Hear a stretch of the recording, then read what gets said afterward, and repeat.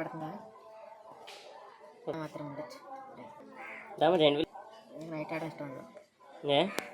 ఈ రోజు నైట్ ఏమన్నది సినిమా చూస్తారు అంతే.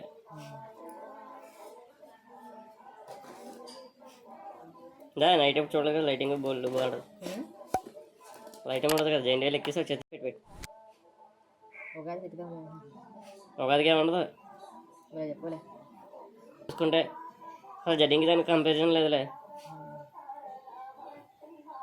కొంచెం జెండీలు ఆడతాడా అది ఒకటి ఆడతాడు అంతే. అంతేనా? అయినా ఓపెన్ ఏరియా కాదు కదా. అయిపోయింది.